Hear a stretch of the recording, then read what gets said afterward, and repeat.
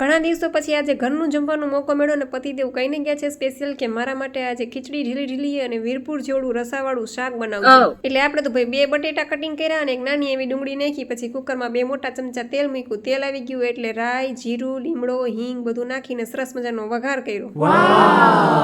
થોડીક વાર બટેટા ને ડુંગળીને સાતળી લીધા પછી એમાં મીઠું મરચું હળદર ધાણા જીરું બધો મસાલા કર્યા અને ભાઈ સુગંધ આવતી હતી એક નંબર હો Oh my god. પછી રસાવાળું શાક કરું તો એટલે મેં મોટા ગ્લાસ 2 પાણીના નાખી દીધા અને કુકર બંધ કરીને સીટી થવા મૂકી દીધી હવે ભાઈ ખીચડી મૂકવાની છે તો ખીચડી માટે હું ચોખાનો ડબરો તો લઈ આવી પણ મગફાડા ક્યાંય મળે નહીં મેં બધાય ડબરા ફોરી લીધા ઉપરથી ઉતારીને બધાય ડબરા જોયા તો ક્યાંય મગફાડા મળે નહીં ક્યારેક ક્યારેક રસોઈ કરતા હોય ને એટલે આવું જ થાય કાંખમાં છોકરું ગોતી વેડી આખું ગામ ચોખાના ડબરામાંથી જ મગફાડા નીકળ્યા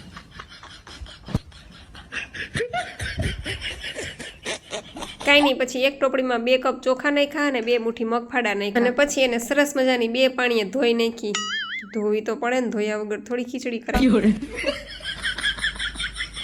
પછી એમાં હળદર મીઠું ને હિંગ નાખી ઘણા એમ કે છે કે રાતના હળદર ન નખાય પણ અમારે નૈત્રી બેન પીળી ખીચડી જ ખાય Yes. અને જ્યાં કુકર ખોલીને જોઈને ત્યાં તો શાક તો મસ્તીનું થયું ભાઈ એક નંબર શાક થયું પછી કુકરમાંથી તપેલીમાં શાક કાઢ્યું ને પછી કુકર વિચરી નાખ્યું કેમ કે વાસણ ઉટકવાની આળસોડી છું બીજું કુકર ન બગાડાય કુકર તપી ગયું ને ફાઇનલી આપણે ખીચડી કુકરમાં ઓરી દીધી કુકર કરી દીધું બંધ અને શાક તૈયાર છે પતિદેવ આવી ગયા છે કે લાવ તે આજ બહુ કામ કર્યું ને હું તને પાપડ શેકી દઉં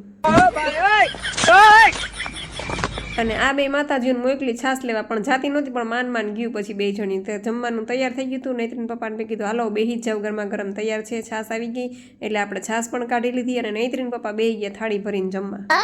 પછી હું નૈત્રીન અને કેશવીને જમવા બોલાવા ગઈ ત્યાં એ 2 તો જો પરાક્રમ આમ કોણ હિંચકાવે પાછી તો કે મમ્મી હોય ને ઘોડીઓ બનાવીને હિંચકાવું છું એને નીની આવે છે મેં કીધું નીની વાળી થામાં છાની મુનિયું 2 જમવા બેસો ગરમા ગરમ જમી લ્યો પછી હમણાં કેશવીને ઘરે મૂકવા જ આવી છે ને 2 જમી લીધું પછી મારો વારો આવ્યો મારે તો આટલી જ ખીચડી ખાવી છે હું વધારે ખાવાનું વળી કંઈક જાડી થઈ જાઉં તો કંઈ નહીં ચાલો તો વિડીયો ગમે તો લાઈક શેર અને સબસ્ક્રાઈબ કરવાનું ભૂલતા નહીં આવજો જય સિયારામ